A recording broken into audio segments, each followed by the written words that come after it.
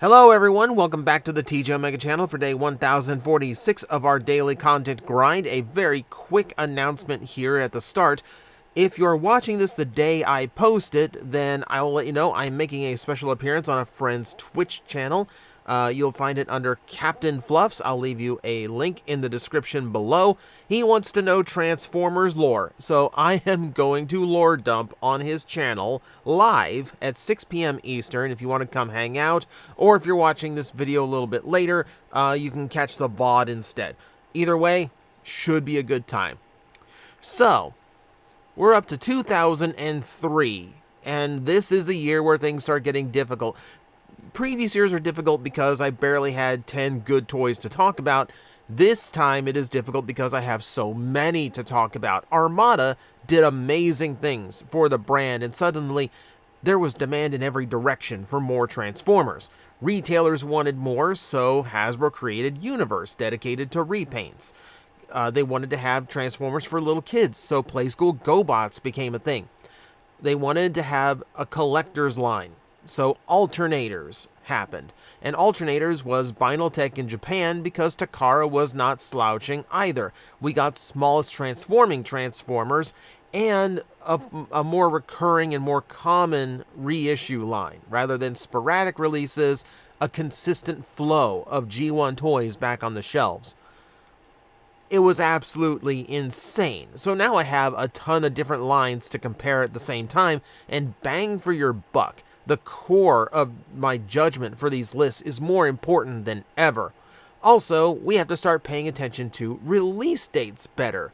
You know, we talked about Jetfire last time because it was a holiday release in America, just barely squeaked in. But from here on out, for a few years at least, Takara is going to be releasing toys ahead of Hasbro in some situations. So now I've got to be very, very careful about what gets placed when. That said, I've done my best, and we have 10 toys to look at. So, let's get on with it. This is the 10 best toys of 2003. And we're going to start with a little bit left over from Armada. It wasn't completely done just yet. They had a few waves to go in 2003 before calling it a toy line.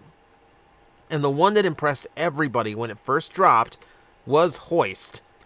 This is a pretty incredible toy for the time because, remember, this is Armada. Articulation is not really seen as a necessity, more as a bonus. So when this guy came in fully loaded and articulated, everyone was kind of amazed. It's a really, really cool looking figure. It's a really cool looking toy. And yes, moves exceptionally well. Also, yes, Dinobot head. We're still not sure why it looks so close to Dinobot, but it does. You couple this in with a gimmick that is actually pretty cool, like his big extending shovel arm works exceptionally well. Now the activation for it is lacking because frankly, once you do it once, you never have to plug the Minicon in again. But that's beside the point. That's beside the point. The toy itself is still really solid and really good. If it was a little bit more effective as far as like how that gimmick was delivered, or if the Minicon was better, because Refute is a little bit meh, he probably would have put up a much better fight in this list, but I think 10 is an appropriate place for him. For the first time since Beast Machines, we had proper basic class Transformers on the toy shelves again, mixed in with a few leftover Minicon teams. And I wanted to throw in one at least because they were decent toys for the price that you got, and they had some pretty clever accessory usage. So I'm going to give a nod to Strong Arm here. I really do like this. It's a pretty basic Transformer, but he manages to have a unique look to him while still feeling very familiar. He feels like an evolved G1 toy that we had never gotten. On top of that, he just uses the Energon gimmick well. So the basic class figures were all about having multiple Energon components that could combine together into larger weapons, but also be utilized in in both the modes of the Omnicon or the Terracon, depending on if it's an Autobot or Decepticon. Strong Arm's use of it, both with the rear tire becoming blades for his shoulders, as well as blades for a big axe weapon, as well as the gun that doubles as a crane arm, is a lot of really clever usage. I will even give the design credit in smaller points, like the fact that it's an open-air vehicle that has exposed inner seats, which is, again, not a detail you normally get in a Transformer. It's a nice, tight, fun little package for a Transformer figure. And I think one of the better examples of the Omnicons. They're not completely done. We'll see the basics later on, but probably not in this list. They're good toys, but man, 2003 is loaded, so we're going to have to start getting picky here. Transformer lines tend to save their best for last, and that was true of the Armada Minicons because they released a set that I think is the best set of Minicons we ever got, Armada or otherwise, and that's the Air Military Team. Number one, I love the look of them. I love how unique they all look, and I love the vehicles that are chosen. We got a tiny little Blackbird. Like, that's really cool. On top of that, I like the variety in the robot modes, and I think they all look good in their robot modes, but what really set them apart for me is the fact that they turned into weapons. You have, like, Pterodive in the middle that becomes a claw. You've got one that turns into a shuriken. You've got one that turns into, like, a missile battery. It's a really cool idea to incorporate, like, a third weapon mode into the Minicons to further their integration with the larger figures. This is the kind of thing that had everyone crying Target Master again. You had the emergency Minicons that did the same thing, but I think this execution is far, far cleaner. Aside from the fact that Pterodive as a claw just looks super cool. Things like the Shuriken mode being like free spinning. That's kind of cool. And also I just think they look a little bit more put together and a little bit more solid than the emergency Minicons, who are also really good. But for this list, I want the best. And as far as Minicons go, yeah, Air Military is absolutely one of the best. It's kind of a shame. Like, this is one of those sets where, like, I wish they had gotten more repaints like a lot of the Minicons did, because I would have taken them in a lot of different color schemes. But there's a few out there. You've got variety. Energon needs to show its teeth a little bit in this one, so let's work a deluxe in. Now, remember, the way these started becoming staggered, these started coming out late of the end of the year, meaning only about one, maybe two waves actually made it out for people. But sometimes first wave can have some bangers, especially in the 2000s. Case in point, Inferno. This is one of the most solid figures in the entire Energon line, aside from the fact that he has a nice level of articulation and a nice solid look to him. Both of his combiner modes look pretty good. You didn't have these giant gorilla arms when he was in the torso mode. Instead, you got these big over-the-shoulder cannons, which I think is a great thing to have. The leg mode was, a brick, but it was nice and solid. It makes a really good base for any of the other deluxes you want to make a larger figure out of. On top of the fact that he really isn't hindered by those. Inferno manages to be a decently articulated and good-looking robot in every mode, in spite of the fact that he has to be a set of legs and an upper body at some point. It's an incredibly good balance that I think Energon struggled to replicate. There's just something about the big, boxy fire truck mode, which also, again, looks like a cool mode. I like how the fire truck looks. There's just something about that just allowed them the freedom to do something really, really good and work in all of these modes into a very, very solid figure without really sacrificing anything. It's a very rare occasion where a gimmick overtakes a figure without actually making any sacrifices. Yeah, absolutely beautiful figure. Inferno is the way all of the Energon Deluxes should have been, but alas, we have only a few examples of that. And for 2003, this would be the best one. This one is going to be sacrilege. I feel like I have to explain negatives to the best toy of one of the best toys of the year just to qualify why it is this low. But if you've been on this channel long enough, you know my history with it. You know why it's this low. Let's talk about Optimus Prime. I will admit, For Plastic Addict, I was maybe a little bit meaner to it than I should have been. Plastic Addict, after all, is for comedic exaggeration. So I'm not as, aggressive toward these as I tend to be in those videos. I will acknowledge that there is a good amount of play value in this toy with the drones that can swap in as any of the arms and legs on Optimus Prime's super mode. I just feel like there's a lot lacking. It's not as visually impressive as the Armada Optimus Prime, and it's not as versatile as the upcoming Cybertron Optimus Prime. I wish the trailer did a little bit more. I wish his transformation was a little bit more involved, and his proportions in his standard robot mode were a little bit better. As far as Optimus Primes go, it just feels kind of lacking. He really only shines when you have other toys to combine him with, and frankly, there weren't enough of them, and they aren't here this year, so we can't discuss them. But for the year of 2003, I will acknowledge, it's still a fun toy. It's fun to mess with. I just think for the top figure of the line, he just needed to do more than he did. I will acknowledge that I was a little bit rough on him, and I will acknowledge he's one of the best toys of the year, just for, fun factor of the drones. I just feel like he could have done more. But I will be at least fair, add him to the list. He deserves at least that much. Here's where we really show why bang for your buck is one of the most important factors when making a list like this.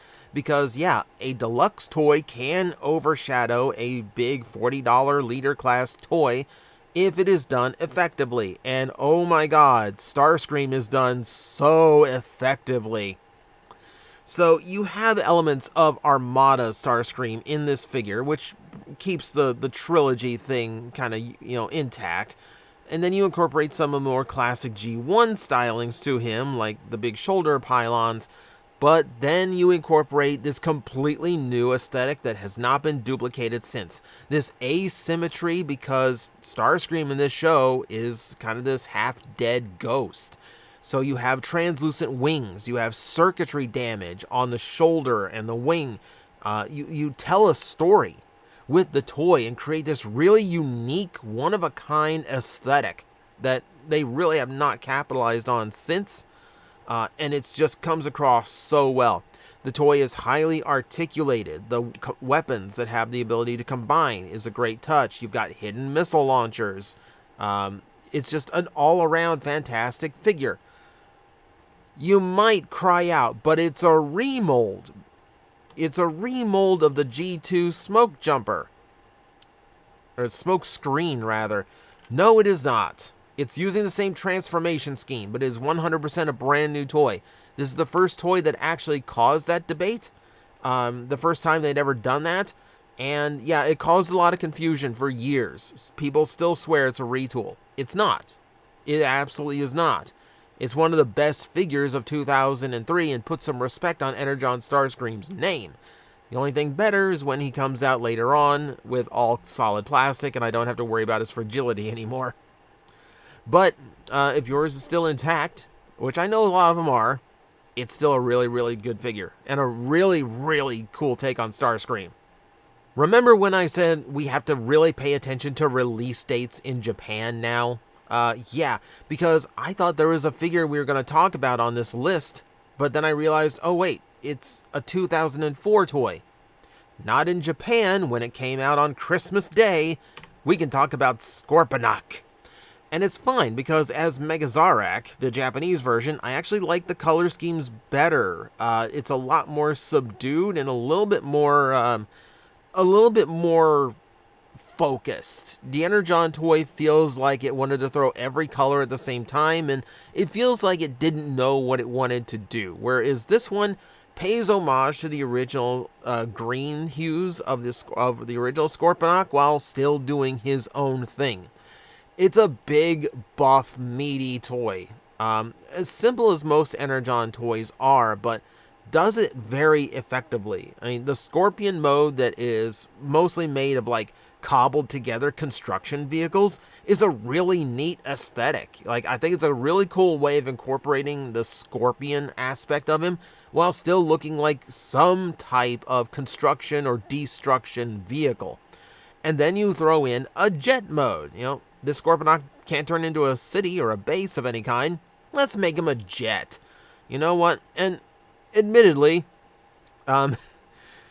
it's one of those, like, you use your imagination a little bit, jets, but I do think it still looks cool. I think it adds a lot to the toy and the overall play value. Aside from the fact that Scorponok at the time was just one of those characters we didn't think we'd get another version of. You know, being a headmaster, Hasbro and Takara seemed very reluctant to do any take on this type of character.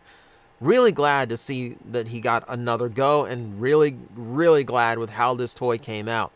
It's very, very detailed, very bulky, very sturdy, unless yours has the gold plastic problems. Yeah, just overall big chunk, solid toy, and really fun to mess with. Here's one I saw a lot of people mention on their list last time, but guess what? This is not a 2002 toy. This is a 2003. So we will give it its proper due now. We get to talk about the original Tidal Wave. A toy that does so much, it's hard to even get everything it does into one picture for the sake of this video. We are looking at the Japanese version, Shockwave, by the way. If you want the US version, you're looking for a lot more greens mixed in. But I prefer this color scheme, so this is the one we are discussing. It's an amazing toy. They managed to do so much with this. So obviously you've got this Titan of a robot mode, which looks absolutely epic. He is a brick of sorts. He doesn't have much articulation, but it's Armada. We don't really expect much of that. What we got was just an absolutely feature-loaded, amazing toy. You've got the Minicon integration with a hidden elevator. He can actually store his Minicon inside the carrier unit. That was so cool. You've got all these different moving weapons on the attack boat. You've got, like, the troop carrier that opens up with seats for more Minicons. You have the ability to combine, and the combine mode stores, like close to a dozen Minicons. Just something crazy like that. And then, yeah, he also combines with Megatron on top of that. I'm not a fan of the combination, but I will acknowledge it's more that the toy can do on a toy that is already very, very feature-loaded. His articulation suffered, but what we got was a fantastically fun figure that had so many things that we could do. It was hard to get bored of, and there's gonna be people that will still say this toy's better than the Titan, just because it's a lot more concise and it's a lot more simple to just pick up and play with, and that's entirely valid. This is a really good just pick up and mess with for the day toy. Still really good. Absolutely one of the best of the entire Unicron trilogy. He'd be higher this year, except he's got some stern competition coming up. Here's another reason why bang for your buck is such an important way of measuring what the best toys of the year are, because some you just can't compete with money-wise. You just can't. They're just that good. But there are some that, for different price points, do a little bit more, which is why we can talk about MP01 at number 2. This was the original masterpiece, the 20th anniversary celebration of Transformers, the original masterpiece Optimus Prime.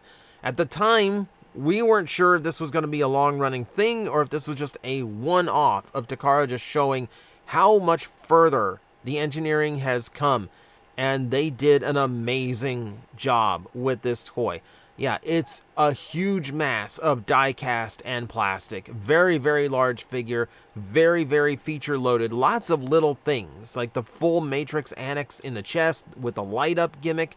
The eyes lighting up. You have the communicators built into the arms. The vents in the legs that open up when you push him down. A full-featured transformation that's way more involved than any Optimus Prime we had seen before. In every aspect, yeah, this was the absolute best Optimus Prime we had ever seen. And there's still some people who swear by this version over MP10 or MP44. And that's, again, entirely valid. This is a fantastic toy. Any way you cut it, even if you compare it to the modern versions, this one is still a really, really, really good toy. And it blew everybody away when we first got our hands on it. yeah, it was at the time one of the most expensive Transformers you could possibly pick up, especially if you got the Japanese version, because the yen was not as nice as it is these days. That said, phenomenal toy for its time. Definitely has aged, but in a way, I think there's still a lot of it that has aged well. If I still had this toy, I would still pick it up and mess with it from time to time. It's just a phenomenal job and a very worthy piece for the 20th anniversary.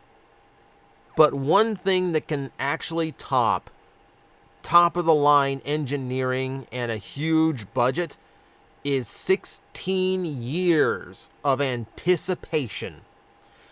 Let's talk Unicron. His very first toy. And yeah, it was the crowning achievement of the Transformers Armada line. What a figure. What a figure. So, for starters, yeah, full planet mode. Looks like an egg, but don't get me wrong. Like, it's, it was a new take on Unicron. He's allowed to look like an egg. Mini-cons. Oh my god. You literally had spots for dozens of mini-cons to fit on him in all manner of locations. You had tons of mini-con activated gimmicks, firing missiles, the huge missile that comes out of his chest. You had light-up hand and eye gimmicks. You had just crazy amounts of things this thing could do. Like even the jaws would open and close in the planet mode. Like absolutely incredible amount of things this toy could do. On top of the fact that it's incredibly articulated. Like this was the most articulated toy we had ever had for a Transformer at retail level. Individual fingers, universal shoulders and hips, bicep and thigh swivels. This guy has modern levels of articulation at, gigantic size. The entire piece just blew us away. It was absolutely amazing. Was it the Unicron that was in the original 86 movie? No. It doesn't have a lot of shell hanging off its back. Yes. But that said, the toy looks amazing. It is full of features. It is extremely fun to play with. It still holds up to this day. It is still a really, really good toy. And for 2003, undoubtedly, the best Transformer toy we got. And that's going to wrap it up for this year. So as you can see, we're going to have a lot of weird, jumping back and forth from here on out as we try to cover a little bit of every toy line out there that Transformers expanded to. And we haven't even gotten into the post-live action movie era where the secondary explosion goes off.